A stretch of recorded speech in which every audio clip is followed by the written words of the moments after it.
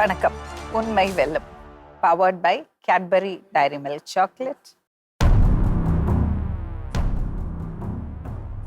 சொல்லுங்கம்மா. என்னோட பேர் வந்து ஜெயக்கொடிம்மா.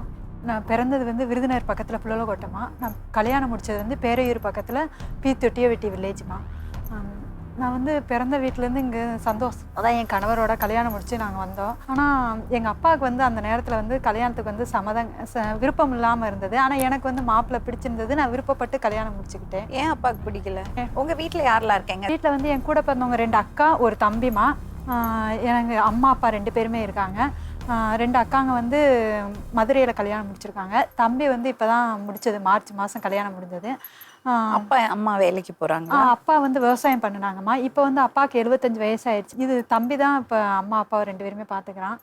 என்னுடைய பூந்த வீட்டில் வந்து நானும் என் வீட்டுக்காரோட கூட பிறந்த ஒரு அக்கா மட்டும்தான். அவங்க வந்து வீட்டோடைய மாப்பிள்ளை எங்கள் அண்ணன் நாத்தனா வீட்டுக்காரி இருந்தாங்க. இப்போ தான் ஒரு 4 வருஷமாக அவங்க தனியாக இருக்காங்கம்மா.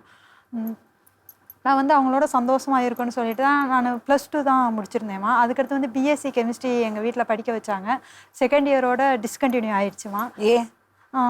லேபில் வந்து எனக்கு செகண்ட் இயரில் கொஞ்சம் அந்த லேப் சேராமல் ஒத்துக்கலம்மா. அதனால வந்து ஹாஸ்பிட்டலில் எனக்கு ட்ரீட்மெண்ட் பார்த்தாங்க. 2015 வரைக்கும் டேப்லெட் சாப்பிட்டேம்மா. அதுக்கு பிறகு தான் அவங்க வந்து டேப்லெட் வேணாம், அதுக்கடுத்து மேரேஜ் பண்ணி கொடுக்கலாம் அப்படி சொல்லி சொன்னாங்க. லேபில் ஒத்துக்காம அந்த இது வந்து கொஞ்சம் வீசிங் மாதிரி கொஞ்சம் வர ஆரம்பிக்கும். சரின்னு சொல்லிட்டு என்னை நிப்பாட்டிட்டாங்க. அதுக்கடுத்து வந்து நான் வெளியில் 2012 நான் அப்பா வீட்டிலேருந்து வெளியில் வேலைக்கு அனுப்புனாங்க. ப்ரௌசிங் சென்டரில் நான் வேலை பார்த்தேன். அப்போயில் பிஏ இங்கிலீஷ் வந்து கரஸில் பண்ணையில் வந்து மேரேஜ் எனக்கு 2019 இது பண்ணாங்க. ஆனால் இங்கே பூந்த வீட்டுக்கு வந்த பிறகு டெஸ்ட் எதுவுமே எழுத விடலை. நான் வந்து நீதிமன்றத்துக்கு வேலைக்கு தான் ட்ரை பண்ணேன். கல்யாணம் முடித்தப்போ எனக்கு வந்து சென்னையில் வந்து இன்டர்வியூ கிடச்சிது. என் வீட்டுக்கார் வந்து நான் ஒரு பையன்தான், நீ வேலைக்கெல்லாம் போக வேணாம் அப்படி சொல்லிட்டாங்க. விருதுநகர்லேயே எம்ப்ளாய்மெண்ட் ஆஃபீஸில் எனக்கு ஜாப் கிடச்சிது, டெம்பரவரி போஸ்டிங்கு. என் நாத்தனா வீட்டுக்கார் சொத்து பத்தெல்லாம் இருக்குது, நீ எதுக்கு வேலைக்கு போக வேணாம் அப்படின்னு சொன்னாங்கம்மா. இன்றைக்கி வந்து என் வீட்டுக்கார் வந்து ரொம்ப ஒரு குடிக்கு அடிமையாக வந்து இருக்காங்க. அதே போல் என்னுடைய மாமனார் மாமியாவும் என்னை வந்து வாழ வேணாம் அப்படி சொல்லிட்டு ரொம்ப என்னை வந்து இது பண்ணுறாங்கம்மா.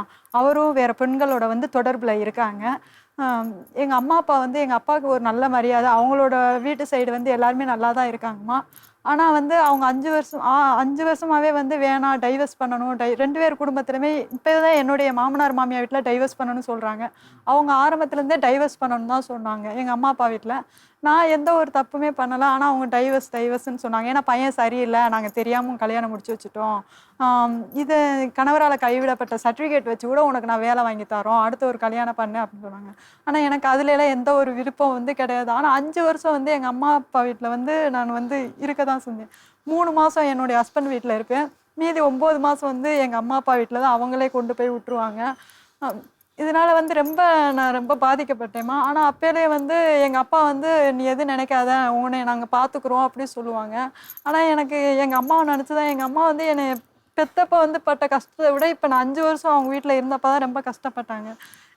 அப்போல தான் நான் 2023 மறுபடியும் நாங்கள் போலீஸ்க்கு வந்து அங்கே கலெக்டர் ஆஃபீஸில் விருதுநகருக்கு போய் தான் நாங்கள் கப்பலூரில் வந்து வாடகை வீட்டில் இருந்தோம். வாடகை வீட்டில் இருக்கையிலே என் மாமனார் மாமியை வந்து எங்களை வாழ விடாமல் நான் வேலைக்கு பெங்குயின் கார்மெண்ட்ஸ்க்கு போவேன். அப்போல வந்து நான் இல்லாதப்ப என் வீட்டுக்காரை வந்து பார்த்துட்டு வீட்டுக்கு வந்துட்டு போனாங்கம்மா. அவங்க வந்து ஃபஸ்ட்டு ஸ்டார்டிங்லேருந்து என் வீட்டுக்கார் வந்து வேற ஒரு பெண்களோட தொடர்பில் இருக்கிற வந்து நான் என் மாமனார் மாமியார்ட்ட என் நாத்தனா வீட்டுக்கார்ட்ட சொல்லிட்டேன். ஆனால் அவங்க வந்து இதெல்லாம் நீ யார்கிட்டையும் சொல்லக்கூடாது, உங்கள் அம்மா அப்பாட்ட 4 செவத்துக்குள்ளேயே வச்சுக்கிருவோம், நம்ம 4 பேத்துக்குள்ளேயே தெரிஞ்சுக்கிறட்டும், யார்கிட்டையும் நீ சொல்லாத. அதே போல் அவர் வீட்டுக்கு வர வந்து லேட்டாக தான் வருவாங்க, நைட்டு 10 மணிக்கு மேலே தான் வருவாங்க. என் மாமனார் இருந்துட்டு உனக்கு என்ன கஞ்சி தானே, உனக்கு சொத்து வேணுமா, குழந்தை வேணுமா, உன்னை நான் பார்த்துக்கிறேன், எது வேணாலும் நீ என்கிட்ட கேளு அப்படின்னு தான் அவங்க வந்து என்னை ரொம்ப இது பண்ணுவாங்க. ஆனால் எங்கள் அம்மா அப்பாட்ட வந்து நான் ஓரளவு தான் சொல்ல முடியும். அதுக்கு மேலே வந்து அவங்க வந்து நீ வேணாம் வந்துருன்னு தான் சொல்கிறாங்க. ஆனால் இதுக்காக நீங்கள் கல்யாணம் முடிச்சு வச்சிங்க. ஆனால் இது வந்து எனக்கு டைவர்ஸ்ன்ற வார்த்தை வந்து விருப்பம். நானே நீதிமன்றத்துக்கு தான் வேலைக்கு போகணும், ஓஏ போஸ்டிங் +2 குவாலிஃபிகேஷன் வச்சு தான் போகணுன்னு இருந்தது. ஆனால் வந்து அப்பாவும் வந்து படிக்கிறதுல அதுக்கடுத்து வேணாம், பிள்ளை ரொம்ப மனசு வருத்தப்படும், நீ வீட்டில் மட்டும் இரு அப்படின்னு தான் அவங்க இது பண்ணாங்க. ஆனால் அப்படி இருந்து கார்மெண்ட்ஸ்க்கு எங்கள் அப்பா வீட்டிலேருந்து சைக்கிளில் நான் காலையில் அங்கனக்குள்ளே ஒரு 3 கிலோமீட்டர் நான் சைக்கிளில் ஒத்தேடி பார்த்ததில் நைட்டு அதே மாதிரி 7:20க்கு நான் வீட்டுக்கு வருவேம்மா. ஆனால் அப்படி இருந்து வந்து என் மாமனார் வந்து நீ வேலை பார்க்குறீல, காசு எங்கே, நீ வேலை பார்த்த காசெல்லாம் உங்கள் அப்பா வீட்டில் கொடுத்துருக்கியா, அதே போல் இப்பயும் நகை வேணும். ஆனால் மேக்ஸிமம் என் வீட்டுக்காரர் என்கிட்ட அன்பா பாசமாக அவ்வளோ நல்லா தான் கப்பலூரில் இருக்கையில் 6 மணிக்கு நான் வீட்டுக்கு வந்துட்டேனான்னு சொல்லி ஃபோன் பண்ணி என்கிட்ட கேட்பாங்க.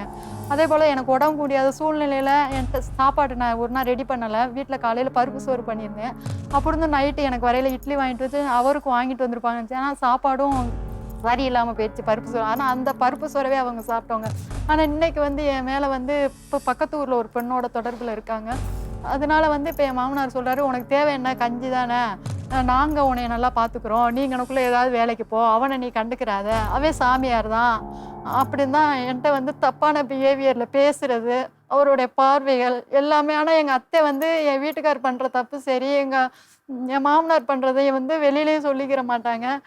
உனக்கு என்ன, நீ வேலைக்கு போய்க்கோ வேலைக்கு போய்க்கோ அப்படின்னு. எனக்கு வந்து வேலைக்கு போன்ற காட்டில் என் வீட்டுக்காரர் என்ன 3 தடவை வீட்டில் சாப்பிடணும், வீட்டில் சாப்பிட்டா கூட போதும், நான் பார்த்துக்கிருவேன்.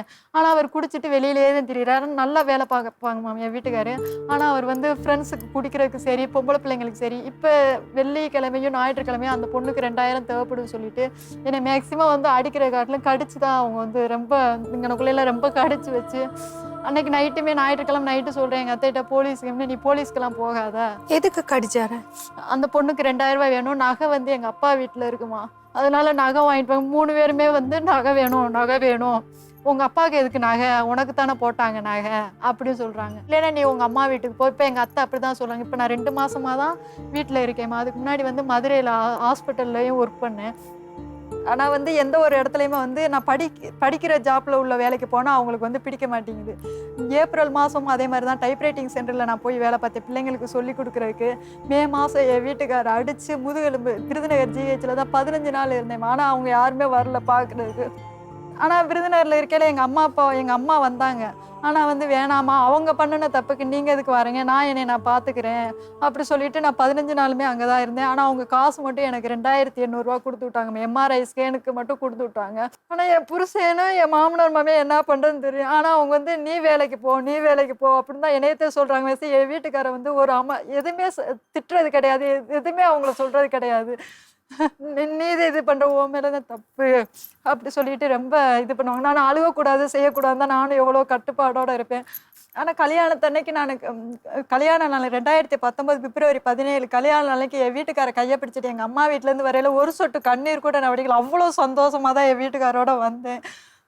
ஆனால் இங்கே வந்து அந்த இது எதுவுமே அதுக்கு பிறகு வந்து கொஞ்ச நாள் நாங்கள் சந்தோஷமாக தான் இருந்தோம். தலை தீபாவளி கூட என் வீட்டுக்கார் வரல. அப்படி இருந்து என் வீட்டுக்கார் கார்த்திகை மாதம் பேசவும். ஆனால் அப்பப்போ அவங்க கொண்டு போய் எங்கள் அப்பா வீட்டில் போய் என்னை விட்டுருவாங்க.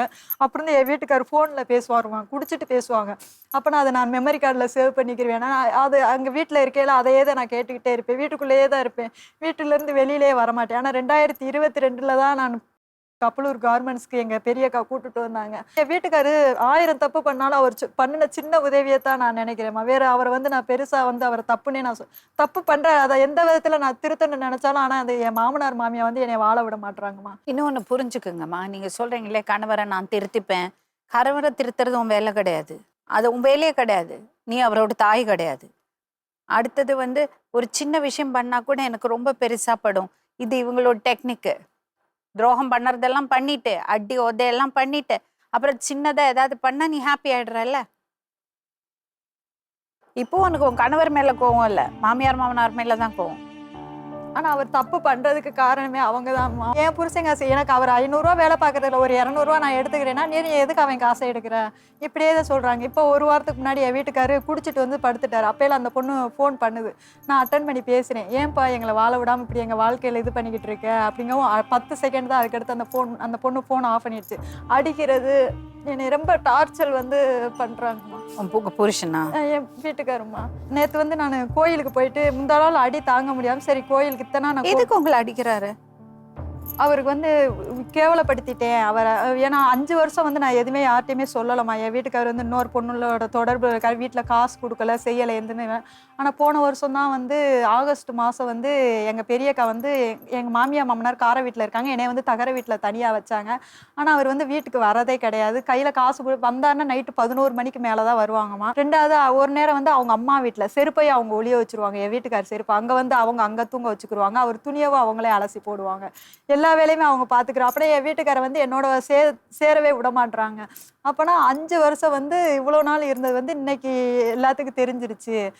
நம்மளை கேவலப்படுத்திட்டோம் அப்படி சொல்லிட்டு இந்த மாதிரி என் வீட்டுக்காரோட தாட்டில் இப்போ அப்படி தான் இருக்குது. அப்போனா போலீஸ் ஸ்டேஷன் போகிறேன்னு சொன்னாங்க. எஸ்பி ஆஃபீஸில் 2 தடவை கம்ப்ளைண்ட் கொடுத்தேம்மா.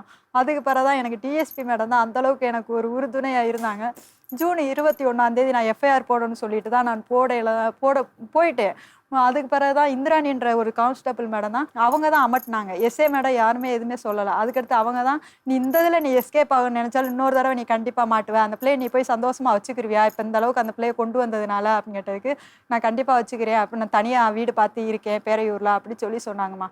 ஆனால் வந்து அவங்க ஜூன் 21 அன்றைக்கி ஸ்டேஷன்லேருந்து போனவங்க தான். அதுக்கடுத்து வந்து என் வீட்டுக்காரரை நான் பார்க்கவே இல்லை. ஜூலை 6 வத்ராப்பில் போய் ஜிஹெச்சில் பார்க்குறேம்மா.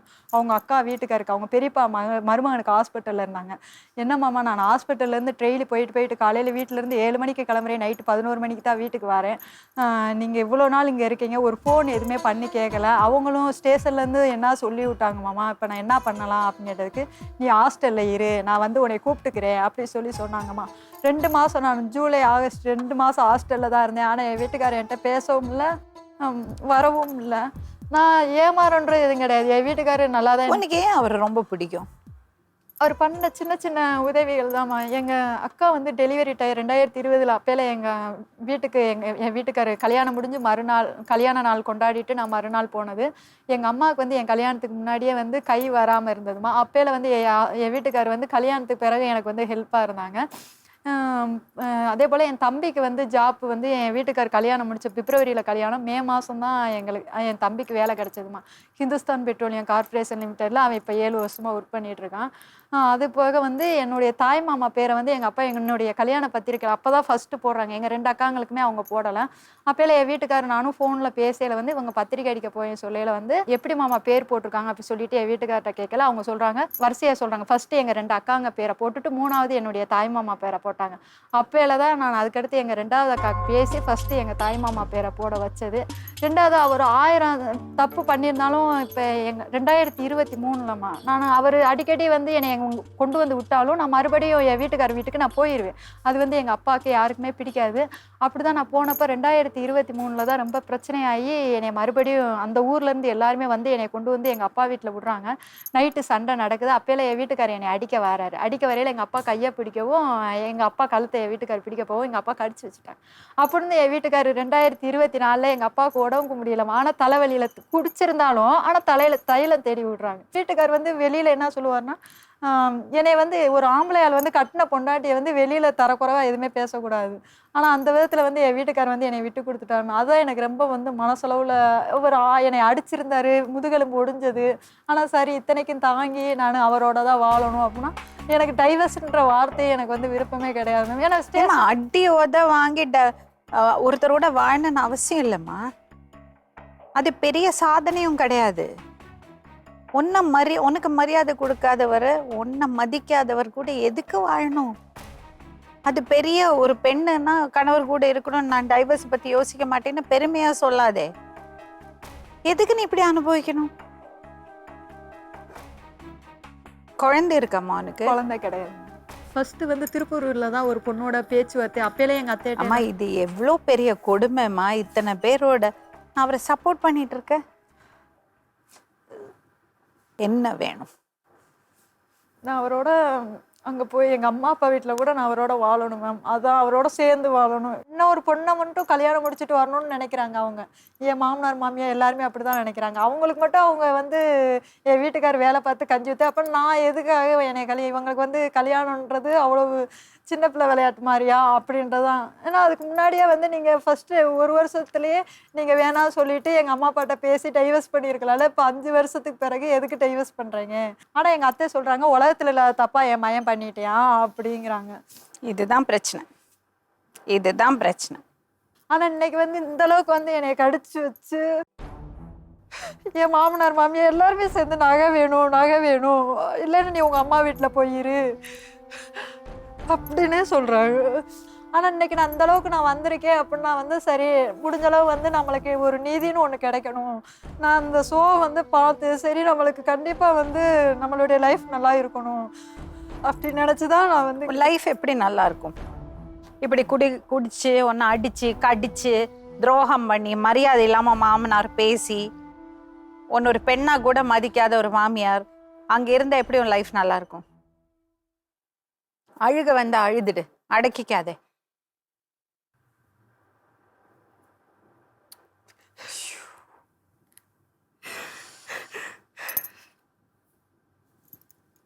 நீ இப்படி கஷ்டப்பட தேவையில்லைம்மா.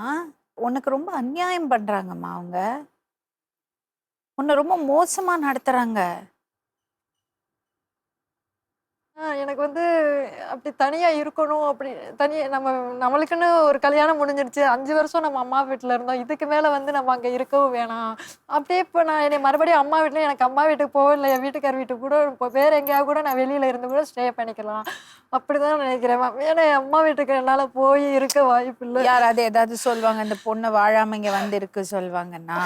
அதுக்கு கிடையாது மேம். இருந்தாலும் எனக்கு வந்து ரொம்ப மனசளவுல ரொம்ப கஷ்டமா இருக்கும். ஏன்னா ஒவ்வொரு நிகழ்ச்சி எப்போ வந்து எல்லாரும் வந்து ஃபேமிலியோட, எங்கள் அக்கா ஃபேமிலியோட, நானும் என் வீட்டுக்காரோட ஒரு சில இடத்துல இருந்தாலும் இன்னைக்கு வந்து என்னால் வந்து அந்த மாதிரி போய் இருக்கு. நான் அதுக்கு வெளியில் கூட நான் இருந்து ஸ்டே பண்ணி வேலை பார்த்துக்கிறேன். எனக்கு என் கை கால் நல்லா தான் இருக்குது. அப்படிதான் நான் அடுத்தவங்க காசை, நான் வேலை பார்த்த காசை கேட்கல, என் வீட்டுக்கார காசை தான் நான் கேட்குறேன். அதை கேட்குறதுக்குமே வந்து இப்போ அப்பா தம்பி யாருமே வந்து அந்தளவுக்கு குரல் கொடுக்க மாட்டாங்க மேம். அவங்க அவ்வளோ நல்லா ஒரு பண்பு மரியாதை, அவங்க அவ்வளவு யாரையும் தாட்டிக்கமாக பேசவும் மாட்டாங்க. சரி நம்ம பிள்ளை வந்து வாழணும், அவனோட ஆசைப்படுது, அதனால நம்ம எதுக்கு இது பண்ண. இப்போ என்னை கடிச்சது வெள்ளிக்கிழமையிலேருந்தே என்னை ரொம்ப அவர் மோசமாக ட்ரீட் பண்ணார். ஆனால் நான் யார்கிட்ட எதுவுமே சொல்லலை. நம்ம சரி அவங்க வந்து நம்மளை நினச்சி வருத்தம் படுவாங்க, திரும்பவும் இங்கே வந்துட்டு சொல்லுவாங்க. எனக்கு அதில் விருப்பமே கிடையாது. அதனால சரி நம்ம முடிஞ்ச அளவு நாங்கள் என்னம்மா செய்யணும் உனக்கு? என் வீட்டுக்காரோட எங்கள் அம்மா வீட்டில் போய் நான் ஸ்டே பண்ணணும். உங்கள் வீட்டுக்காரங்க வந்தால் தானே நான் பேச முடியும். அவர் ஏன் வரல? நான் அவங்ககிட்ட யார்கிட்ட, எங்கள் அத்தைகிட்ட மட்டும்தான் இந்த மாதிரி வேலை விஷயமா நான் போயிட்டு வரேன். நான் இங்கே வாரேன்னு சொன்னால் கண்டிப்பாக வந்து அனுப்பவே மாட்டாங்க மேம். அதே போக வந்து நான் ஹாஸ்பிட்டலில் நான் வேலைக்கு போயலையுமே வந்து மதுரையில் ஹாஸ்டலில் இருக்கேன். என் வீட்டுக்கார் நீ போய் இரு நான் வாரேன்னு சொன்னாங்க. ஆனால் என் மாமனார் வந்து என் மையெல்லாம் வரமாட்டேன், நீ ஏத்தார போன, நீ வந்துரு அப்படி சொல்லிட்டாங்க. எனக்கு என்ன கவலையாக இருக்குமா, நீங்கள் வந்து இதெல்லாம் பேசிட்டேன். உன் கணவர் வராமல் நான் வந்து அவர்கிட்ட பேச முடியாது. பேசினாலும் அவர் கேட்பாரான்னு எனக்கு தெரியல.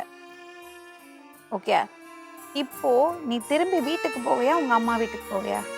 என் வீட்டுக்கு தான் மேம் போவேன். ஆனால் போலீஸில் ஏற்கனவே டிஎஸ்பி மேலே சொன்னாங்க, அவங்க உன்னை வந்து இப்போ நீங்கள் வந்துட்டு போயிருக்க, உன்னை வந்து அவங்க ஏதாவது அட்டாக் பண்ணுவாங்க.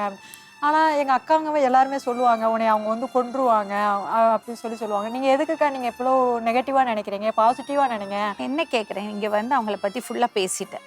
இது டிவியில் வரும், யூடியூப்பில் வரும். எப்படி நீ திரும்பி அந்த வீட்டில் போய் வாழ்வேன்?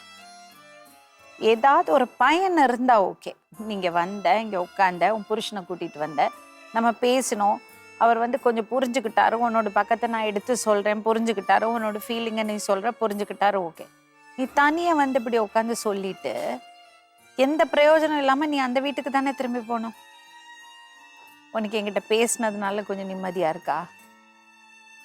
கண்டிப்பா எனக்கு நல்லது நடக்கும் அப்படின்ற நம்பிக்கை இருக்கு. இப்போ ஒரு விஷயம்தான் பண்ண முடியும். உங்கூட டீம்லேருந்து வருவாங்க வீட்டில் கொண்டு போய் விடுறதுக்கு. இவங்க அப்பா அம்மா வீட்டுக்கு போகிறதுக்கு அவளுக்கு விருப்பம் இல்லை. அவங்க அப்பா அம்மா அப்போலேருந்து கூப்பிட்டுட்டு தான் இருக்காங்க. ஆனால் அவங்களுக்கு அங்கே போகிறதுக்கு விருப்பம் இல்லை. புருஷன் வீட்டுக்கு போகணும், அந்த வீட்டில் தான் உனக்கு இருக்கணும். ஆனால் அவளுக்கு பாதுகாப்பு இல்லைன்னு ஃபீல் பண்ணுறா. கடிச்சிருக்காங்க, ஆனால் மாமனாரும் மாமியாரும் போலீஸ் ஸ்டேஷனுக்கு போகாதே சொல்லியிருக்காங்க, அதனால அவள் போகல. ஆனால் அவளுக்கு ஒரு தைரியம் இல்லாததுனால தான் இங்கே வந்திருக்கா. இப்போ நம்ம ஆளுங்களோட அங்கே போய் மாமியார் மாமனார்ட்ட சொல்லிட்டு வரணும், நீங்கள் இப்படி பண்ணக்கூடாது, அந்த பொண்ணு தைரியமாக இருக்கேன்னு சொல்கிறா, அதனால அந்த பொண்ணுக்கு எந்த பாதிப்பும் இருக்கக்கூடாதுன்னு சொல்லி விட்டுட்டு வரணும். இன்னொன்று, அவங்க மாமனாரை சரியா ஒரு 2 வார்த்தை பேசிட்டு வரணும். என்னன்னா, இந்த பொண்ணுகிட்ட மாமனாரா நடந்துக்குங்க, அப்பாவா தந்தையா நடந்துக்குங்க. ஏதாவது தேவையில்லாம பேசுனீங்கன்னா அப்புறம் அதுக்கு விளைவுகளை ஃபேஸ் பண்ண வேண்டி இருக்குன்னு சொல்லணும். அது ரொம்ப அன்கம்ஃபர்டபுள் ஆகுற அந்த பொண்ணு. மாமியார சொல்லி புரிய வைக்கணும். எவ்வளோ நாள் தான் குடும்ப மானம் போயிடும், வெளியில போய் சொல்லக்கூடாதுன்னு வீட்டில் இருக்கிறது பெண்களே அடக்குவீங்க, பேசக்கூடாதுன்னு. ஆம்பளைங்களுக்கு யார புத்தி சொல்லுறது? என்ன வேணா பேசலாமா? வீட்டுல மருமக வந்து பொண்ணு மாதிரி கிடையாதா? அவளால அழுவ கூட முடியல, அவ்வளோ வருத்தம். அழுகைய கூட கண்ட்ரோல் பண்ணிக்கிறா. எல்லார் மாதிரியும் வாழணும், நம்மளும் நல்லா வாழணும்னு ஆசைப்படுறா அவ. எனக்கு டிவோர்ஸ் வேண்டாம், டிவோர்ஸ் வேண்டாம். டிவோர்ஸ் பண்ணுறது பாவம் கிடையாதும்மா. ஒரு சில வாழ்க்கை வந்து ஒத்து போலன்னா டிவோர்ஸ் தான் பண்ணும். பாரு உன்னோட நிலைமைய பாரு. மன ரீதியா அவ்வளோ பாதிக்கப்பட்டிருக்க நீ. அவ்வளோ புத்திசாலி பொண்ணு. மூஞ்சிய பாருங்க, இங்க கடிச்சிட்டு. ஆனா அவ்வளோ தொடர்பா அவருக்கு. அப்படி இருந்தும் அவரை விட்டு கொடுக்கறது இல்லை அவ. யாரும் கேட்கறது இல்லைன்னு தானே அவர் இந்த ஆட்டம் போட்டுட்டு இருக்காரு. ஏன்னா எங்கள் அப்பா வீட்டு சைடு யாருமே சண்டை எதுவும் போட மாட்டாங்க, செய்ய மாட்டாங்க. அப்படி வந்தாங்கன்னா நம்ம அவங்கள அடிப்போம், அப்போனா அவங்க பொண்ணு தான் இது பண்ணுது அப்படி சொல்லி இது பண்ணுவோம் அப்படின்ட்டு தான். ஏன்னா எங்கள் நகை உங்கள்கிட்ட இருக்குல்ல, எங்கள் நகை எங்களுக்கு கொடுங்க. யாரோட நகை? எங்க நகைன்னா யார் நகை? என் கல்யாணத்துக்கு போட்ட நகை. கல்யாணத்துக்கு போட்ட நகை எப்படி அவங்க நகையாகும்? நல்ல விஷயம் பண்ணியிருக்காங்க அவங்க அப்பா அம்மா, அந்த நகையை கொடுக்காம வச்சிருக்காங்க. இல்லைன்னா அவளுக்கு நாளைக்கு எந்த ஆதாரம் இருக்காது. அதையும் வாங்கி சாப்பிட்டு செலவு பண்ணி அடுத்த பெண்களுக்கு மேபி அவர் பெண்களுக்கு கொண்டு போய் கொடுக்கறதுல அந்த பெண்கள் தான் இவருக்கு செலவு பண்றாங்களா இருக்கும். அது சொன்னா பாருங்க, ஏதோ ஒரு பொண்ணு காசு அனுப்பிச்சு விட்டான்னு. இப்போ அந்த பொண்ணுக்கு காசு கொடுக்குறக்காக தான் வெள்ளிக்கிழமையிலேருந்து என்கிட்ட 2000 ரூபா வேணும் 2000 ரூபா வேணும்னு சொல்லிட்டு தான் என்னை இப்போ ரொம்ப டார்ச்சர் பண்ணினாங்க. அதே போல் நம்ம வேணான்னு சொன்னால் டைவர்ஸ் பண்ணால் அவங்களுக்கு காசு கொடுக்கணும்ல. அதனால வந்து இவளை முடிஞ்ச அளவு அடிச்சு அவளை வந்து கொடுமைப்படுத்தி அவளே போகிற அளவுக்கு அனுப்புவோம் அப்படி சொல்லி தான் அவங்க வந்து பண்ணுறாங்க. என் மாமனார், என் வீட்டுக்காரர், என் மாமியா அவங்களுக்கு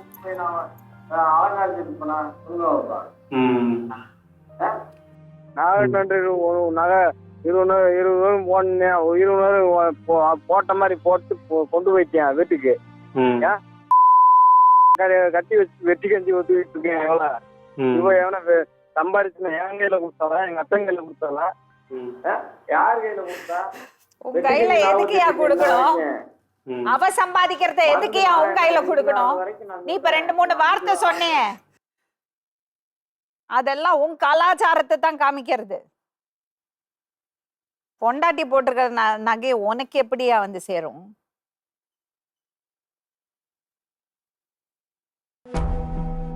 அவங்க அப்பாவும் அம்மாவும் தன்னோட பெண்ணுக்காக மகளுக்காக நகை போடுறாங்க. அதுக்கு உனக்கு என்னையா சம்பந்தம்? நீ பெரிய என்ன? உன்னோட லாங்குவேஜ்ல கேட்கவா? இப்படி அநியாயமா இந்த பொண்ணை அப்படி பண்ணி வச்சிருக்கீங்க. மனுஷங்களா நீங்கெல்லாம்?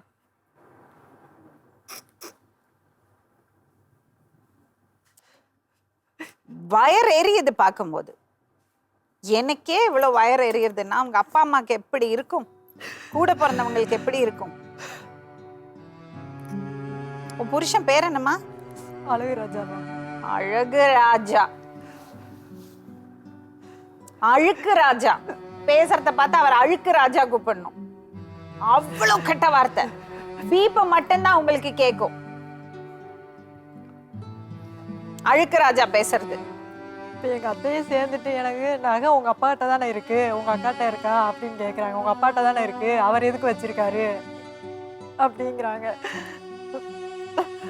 தயவு செஞ்சு நகையெல்லாம் இந்த பக்கம் கொண்டு வந்துடாது. இந்த ஹாஸ்பிட்டலில் வேலை பார்த்த காசு வச்சுதான் 5000 ரூபாய்க்கு அடவு வச்சுதான் 5700 ரூபா கொடுத்து இப்போ 2 வாரத்துக்கு முன்னாடி தான் திருப்பிட்டு வந்து இப்போ அதுலேயும் காதுலையும் புண்ணாக்கி வச்சுட்டாங்க. இப்போ அந்த கம்மலையும் கழட்டி வலிச்சுட்டா காதுல முதுகுலேதே மறுபடியும் அடிச்சது.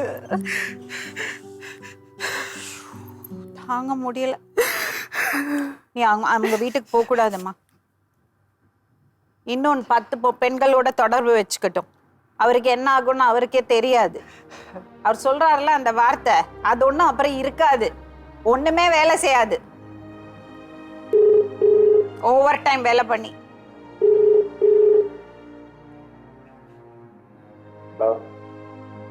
மாமனாரா?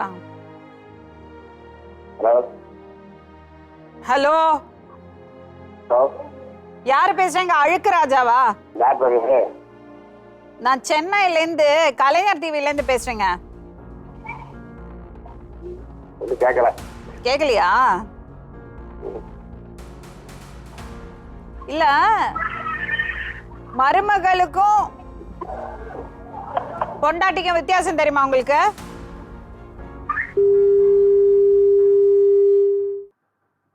எப்படிம்மா அந்த வீட்டுக்கு போவ? நீ போக கூடாது, நீ உங்க அம்மா வீட்டுக்கு போகணும். இதெல்லாம் லாய்க்கே கிடையாது. அவர் என்ன பேச்சு பேசுறாரு? எப்படி நீ அந்த வீட்டுல போய் வாழ்வ? ஏமா தனியா வாழ்ந்தா என்ன ஆகும்? எத்தனை பேர் இந்த உலகத்துல தனியா வாழறாங்க தெரியுமா? ஜாலியா நிம்மதியா இரு. எதுக்கு இந்த தலைவலி? இவன்லாம் மனுஷனா? இவன் என்ன பேச்சு பேசுறான்? அவன் மரியாதை இல்லாம ராணி மாதிரி வளர்த்திருக்காங்க உங்க அப்பா அம்மா. ஒன்ன அண்ணன் இருக்கான், அக்காக்கள் இருக்காங்க. உன் பேர் என்னதுமா? ஜெயக்குடி மேம். ஜெயக்குடி, நான் சொன்னா கேப்பியா? நாங்க உங்க அம்மா வீட்டுல கொண்டு போய் விடுறோம். இவ்வளோ நேரம் நான் மாமியார் வீட்டுல தான் கொண்டு போய் விடணும்னு நினைச்சேன். ஆனா அவர் பேசுறது பேச்சு இருக்குல்ல. ஹலோ, நீங்க? நானா? ஏன் உங்க கணவர் பேச மாட்டாரோ? நான் வந்து சென்னையில இருந்து கூப்பிடுறேன், கலைஞர் டிவில இருந்து. கலைஞர் டிவில இருந்தா? ஆமா.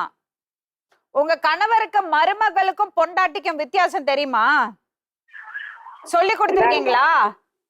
யாருக்கு? உங்க கணவருக்கு, உங்க புருஷனுக்கு. என்ன சொல்றீங்க? புரியலையா உங்களுக்கு? புரியல மேடம். உங்க மருமகள்கிட்ட தப்பா பேசியிருக்காரு உங்க கணவர். அதெல்லாம் பேசவே இல்லையே. என்னது? பேசல மேடம். அப்படியெல்லாம் பேசலையா? அப்படி பேசல மேடம். அதான் உங்க மருமக சொல்றாளே அப்படி பேசினாருன்னு.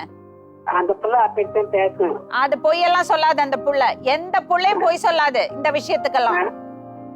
உங்க வீட்டுல வந்து வாழ்ந்துட்டு இருக்குல்ல, இவ்வளவு கொடுமைப்படுத்துறீங்க. அப்படியே உங்க வீட்டுல வாழ்ந்துட்டு இருக்கு. உங்க பையன் இவ்வளவு அநியாயம் பண்றாரு. மத்த பெண்களோட தொடர்பு வச்சிருக்காரு. அந்த பொண்ணை கடிச்சு விட்டுருக்காரு, அடிச்சிருக்காரு. நகையை கேட்டு தொல்லை பண்றீங்க. நகையை கேட்டு யார் தொல்லை பண்றாங்க? நாங்க நகையெல்லாம் கேட்கலையே. உங்க வீட்டுல வந்து அவ வந்து வாழ்க்கைய ஓட்டிட்டு இருக்கா. அவ எப்படி பொய்ய பேசுவா? பொய், அந்த புள்ள பொய் தான் பேசுது. அதெல்லாம் பொய் பேசல. நீங்க தேவையில்லாம உங்க புருஷனுக்கும் உங்க பையனுக்கும் சப்போர்ட் பண்றீங்க. வயசு காலத்துல கம்பி என்ன வேண்டி இருக்கும் சொல்லுங்க உங்க புருஷன்ட்ட. போய் உட்கார்ந்து ஜெயில்ல கம்பி என்ன வேண்டி இருக்கும் இன்னும் இந்த பொண்ணை கொடுமைப்படுத்தினா. ஹலோ, யார பேசுறீங்க? என்ன மேடம்? என்ன வேணும்? அழகுராஜா பேசுறீங்களா? அழகுராஜா இல்ல. உங்க பையன் வீட்டுக்கு வந்தா புத்திமதி சொல்லுங்க, ஒழுக்கமா இருக்கணும். என்ன பேச்சு பேசுறாரு அவரு? ரிப்போர்ட்டர் என்ன பேச்சு பேசியிருக்காரு? அவ்வளவு கெட்ட வார்த்தை. இந்த பொண்ணை கடிச்சு வச்சிருக்காரு. ஆம்பளைனா என்ன வேணா பண்ணுவீங்களா? சரிங்க மேடம். எல்லாரும் பார்த்துட்டு சும்மா இருப்போமா? நீங்க வந்து இங்க வந்து கேட்டு பாருங்க மேடம். எங்கேயும் கேட்க வேண்டாம். இந்த பொண்ணு சொல்றத நாங்க நம்புறோம். யாரையும் கேட்க வேண்டாம். உங்க பையன் போன்ல பேசுறத நான் கேட்டேன். என்ன பையனை வளர்த்து வச்சிருக்கீங்க? ஆம்பளை பையன் ஆம்பளை பிள்ளை என்ன ஊதி ஊதி கெடுத்து குட்டிச்சவராக்குறது. முதல்ல உங்களை பிடிச்சு போலீஸ் ஸ்டேஷன் கூட்டிட்டு போனோம். வயசானா அடங்கி ஒதுங்கி இருக்கணும். மருமகள்கிட்ட தப்பா பேசக்கூடாது. ஐயோ மேடம், நீங்க வந்து இங்க வந்து ஸ்டேஷன்ல வந்து கேட்டு பாருங்க மேடம். உங்க மருமக சொல்றா நீங்க எவ்வளவு மோசமா அவள்கிட்ட பேசுறீங்கன்னு. சொல்ல முடியாம தவிக்கிறாவ. உங்க அண்ணன் பேசுற மேடம். நீங்க அண்ணன் தேவையில்லாம பேசிட்டு. யார் அண்ணன்? யாரோட அண்ணன்? அழகுராஜாவோட அண்ணனா? நீங்களே ஏதாவது பேசுங்க, என்ன விட்டுருங்க சாமி. அந்த பிள்ளைங்க வர சொல்லுங்க, நாங்க பேசிக்கிறோம். எந்த புள்ளையும் உங்ககிட்ட வரமாட்டா. போலீஸ் வரும் உங்க வீட்டுக்கு. வைங்க போன. எங்க பிள்ளையெல்லாம் உங்க வீட்டுக்கு அனுப்புறதா இல்ல? வேற என்ன செய்யறீங்க? போலீஸ் வரும் உங்க புருஷனை அரெஸ்ட் பண்ணறதுக்கு. நாங்க உங்க பிளாஸ்டிக் இங்க இருக்கோம். அரெஸ்ட் பண்ணணும், பிடிச்சு உள்ள போடணும். பொம்பளை பிள்ளைகிட்ட மரியாதை இல்லாம நடந்துக்கிறீங்க. வேங்க போன கட் பண்ணுங்க போன. அழுவறத நிறுத்து, கண்ணத்தொடை. அம்மா வீட்டுக்கு தான் போற, புரியுதா? தனியா வாழ்ந்ததுனால ஒண்ணு குறைஞ்செல்லாம் போக மாட்டேன். இப்படி போய் வாழ வேண்டிய அவசியமே இல்லை. ஊரு சொல்லும் உலகம் சொல்லும் வாழா வெட்டி மண்ணாங்கட்டி தைரியமாயிரு. அப்பா அம்மாவை பார்த்துக்கோ, போய் வேலைக்கு போ. மேல படிக்கிறியா? கரஸ்பாண்டன்ஸ் ஃபினிஷ் கம்ப்ளீட் பண்றியா? பிஏ இங்கிலீஷ் தானே போட்ட, கம்ப்ளீட் பண்றியா? அதை பண்ணு. படிச்சு நல்லபடியா முன்னுக்கு வா. லைஃப்ல என்ன சாதிக்கணும்னு நினைச்சியோ சாதி. வேலைக்கு போகணுமா போ, படிக்கணுமா படி. உனக்கு என்ன சப்போர்ட் வேணுக்கல நான் பண்றேன் உனக்கு. இப்படி ஒரு பொண்ணு அப்படி சதைச்சிருக்காங்க. மன ரீதியா அவ செதஞ்சு போயிருக்கா. தாங்க முடியல என்னால. ஹலோ ஹலோ, வணக்கம். சென்னையில இருந்து கலைஞர் டிவில இருந்து பேசுறேன். சொல்லியா? ராமசுவாமி ஐயா பேசுறீங்களா? ஆமியா. உங்க பொண்ணு இங்க வந்திருக்காங்க. அவ புருஷனோட சேர்ந்து வாழணும்னு தான் ஆசைப்படுறா. சரியா? ஆனா அங்க ரொம்ப கொடுமை அனுபவிச்சுட்டு இருக்கா. இப்ப ஆரம்பத்துல இருந்து இது புருஷ வேணும்னு அவங்க பிரச்சனை வந்துகிட்டு இருக்காங்க. பேசாம வீட்டுக்கு அனுப்பிச்சு விடுங்கய்யா. கேக்குறது இல்ல ஐயா, நீங்க கொஞ்சம் சத்தமா பேசுங்க.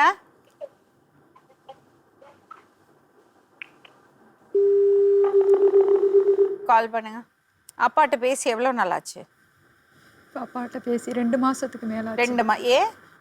அப்பா அவங்க பேச மாட்டேன். ஒரு சில நேரம் ஏன்னா நான் என் வீட்டுக்காரை பத்தி பேச ஆரம்பிச்சேன்னா அவங்களுக்கு பிடிக்க மாட்டேங்குது, கோவம் வருது. அவங்களால வெறுத்து போயிருக்கும்ல. அவங்க இல்ல என் வீட்டுக்காரோட ஏதாவது ஒரு ஜாலியா பேசினா கூட அவங்களுக்கு விருப்பமே இருக்க மாட்டேங்குது. ஆமா, எப்படி நீ உன் வீட்டுக்காரோட ஜாலியா பேசுற? இப்படி ஒன்னு ஆக்கி வச்சிருக்காரு அவரு. அப்பா அம்மா சொன்னா கேக்குறது இல்ல. இப்ப நான் சொன்னது கேப்பியா இல்ல மாட்டியா? அதுவும் மாட்டியா? அங்க போய் இந்த மாதிரி ஜெயக்கொடி, இது பெரிய சாதனை எல்லாம் கிடையாதுமா. அடிக்கிறது உதைக்கிறது, புருஷனை பொண்டாட்டிய வீட்டுல வச்சுட்டு இன்னொரு பொண்ணை தேடிட்டு போறது, புருஷனோட வாழ்றது பெரிய சாதனை எல்லாம் கிடையாது. யாரும் உனக்கு அவார்டெல்லாம் கொடுக்க போறது இல்ல. உன்னை நீ தான் பாத்துக்கணும். இந்த உலகத்துல உனக்கு முக்கியமான விஷயம் என்னது தெரியுமா? உன்னோட மனநிலை, உன்னோட உடல் நல. அதை தான் நீ பாத்துக்கணும். புரியுதா? கண்ணத்தோட இன்னும் அழக்கூடாது, தைரியமா இருக்கணும். அழுவுறதெல்லாம் அழுதுட்டல, இன்னும் தைரியமா இருக்கணும். புரியுதா? இப்படி கடிச்சு முதுகெலும்பு உடைச்சு கால் உடைச்சு பண்ணது வரை நிக்க கூடாது. உன் விருப்பம் இல்லாம யாரும் உன் மேல கையம் வைக்க கூடாது. தப்பா ஒரு வார்த்தை பேசக்கூடாது. பல்ல கிள்ளெல்லாம் உடைச்சிடு இன்னொரு வாட்டி யாராவது தப்பா பேசினா. புரிஞ்சுதா? யாராவது கேட்டானா, என்ன நீ பொண்ணு வாழ வெட்டி வந்திருக்காளா, வீட்டுல உட்காந்துருக்கியா கேட்டா, எங்க அப்பா அம்மா வீட்டுக்கு நான் வந்திருக்கேன், அது என்னோட உரிமை, எங்க அப்பா அம்மாவோட விருப்பம். நீ யாரு பேசுறதுக்கு கேளு. சரி, அவங்க பண்ணின தப்புக்கு என்ன மேம் அவங்களுக்கு பனிஷ்மெண்ட்? உனக்கு சட்ட ரீதியா என்னென்ன உரிமைகள் உண்டோ அத்தனை உனக்கு கிடைக்கும். கேஸ் போடு. இன்னொரு திருமணத்தை பத்தியோ டிவோர்ஸை பத்தியோ ஒன்னும் இப்ப யோசிக்காது. முதல்ல சட்ட ரீதி ஒரு அட்வொகேட்டை பாரு. அவங்கள்ட்ட கேளு என்ன பண்ணணும்னு. என்ன எங்கிட்ட நீ சஜஷன் கேட்டியானா, இட் இஸ் நாட் வர்த். இதுக்கு பின்னாடி நீ போகாதே, உன் வாழ்க்கையை கெடுத்துக்காதே. நீ ரொம்ப புத்திசாலி, ரொம்ப திறமைசாலி பொண்ணு. நல்லா வாழ முடியும் உன்னால. ஜம்முன்னு கோர்ட்ல வேலை பண்ணிருக்கலாம், போலீஸ் ஸ்டேஷன்ல போய் போலீஸ் உத்தியோகத்துக்கு போயிருக்கலாம், 100 பெண்களுக்கு ஹெல்ப் பண்ணி இருக்கலாம். நீ இப்ப அப்பா அம்மா வீட்டுல கொண்டு போய் விடுறோம். அங்க போக வேண்டாம். இல்ல நீ அங்க போய் உன்னோட துணிமணி எல்லாம் எடுத்துட்டு இங்க போனோம்னா சொல்லு, ஆள் அனுப்புறோம். இப்போ அவங்க பேசுனாங்களா மேம், ம். என் வீட்டுக்காரோட அவங்க பெரியப்பா பையன் மேம். ம். இப்போ அவங்க தான் வந்து இப்போ எங்கள் வீட்டுக்குள்ளே நுழைஞ்சிக்கிட்டு இருக்காங்க. அவங்க தான் வந்து இப்போ என்னன்னா போலீஸ் ஸ்டேஷன் போ அப்படி சொல்லி இப்போ அவங்க பேசுனாங்க மேம். ஏன்னா போலீஸ் ஸ்டேஷனில் வந்து பேரையூர் ஸ்டேஷனில் பேசுங்க அப்படின்னு சொல்லி சொல்கிறாங்க மேம். ஏன்னா ஏற்கனவே ஸ்டேஷன் போகக்கூடாது சொல்லி தான் எல்லாமே இது பண்ணாங்க. எனக்கு பயம் அதை காட்டிலும் இன்னொரு வாட்டி பயம் சொன்ன அழுதேன்னா எனக்கு கெட்ட கோவம் வரும். அவங்க வந்து போலீஸ் ஸ்டேஷன் போகக்கூடாதுன்னு தான் சொன்னாங்க. அதனால தான் சரி நம்ம இவ்வளோ தூரம் அடிபட்டிருக்கோம், யார் நம்மளுக்கு என்ன ஏதுன்ட்டு நம்ம அப்பா அப்பா வீட்டுக்கும் நம்ம வந்து நமக்கு நம்ம புருஷன் தான் வேணும் சொல்லிட்டு தான். யாரும்மா உங்க புருஷன்? எந்த வகையில அவர் உங்களுக்கு புருஷன்? புருஷனோட கடமை ஏதாவது அவர் செய்றாரா? எதுவுமே கிடையாது. அப்புறம் ஜெயக்கொடி நீ ரொம்ப நல்ல பொண்ணு, ரொம்ப திறமைசாலி பொண்ணு. உன்னை பொண்டாட்டியா கிடைக்கிறதுக்கு அவர் கொடுத்து வச்சிருக்கணும். உன்னை மருமகளா கிடைக்கிறதுக்கு அந்த குடும்பம் கொடுத்து வைக்கல. உங்க அப்பா அம்மா உன்னை நல்லபடியா வளர்த்துருக்காங்க. நீ நல்லபடியா படிப்பு முடிச்சு வேலைக்கு போய் தைரியமா வாழணும். சரி ஓகே, சரி. அதை மறந்துடு. அந்த வாழ்க்கை வேண்டாம் உனக்கு. இப்போ என்ன பண்ண போறோம்னா, அந்த வீட்டுக்கு போய் அவ துணிமணியெல்லாம் எடுத்துட்டு போனோம்னா நம்ம டீம்லேருந்து போவாங்க, ரிப்போர்ட்டர்ஸ் யாராவது 2 பேர் போய் அதெல்லாம் எடுத்துட்டு இவங்க அப்பா வீட்டில் கொண்டு போய் விடுவாங்க. ஜெயக்கொடிக்கு மேலே படிக்கலன்னாலோ இல்லை வேற ஏதாவது ஹெல்ப் வேணும்னாலோ நிச்சயமாக நம்ம பண்ணுவோம். நேர்மறை ட்ரஸ்ட் மூலமாக அவளுக்கு என்ன மென்டரிங் வேணுமோ, அவளுக்கு என்ன சப்போர்ட் வேணுமோ நிச்சயமாக நம்ம கொடுப்போம். தைரியமாக இருக்கும். இப்போதான் சிரிப்பு பார்க்குறேன் மூஞ்சில. நன்றி. மீண்டும் இன்னொரு உண்மை சம்பவத்துடன் உங்களை சந்திக்கும் வரை நன்றி, வணக்கம்.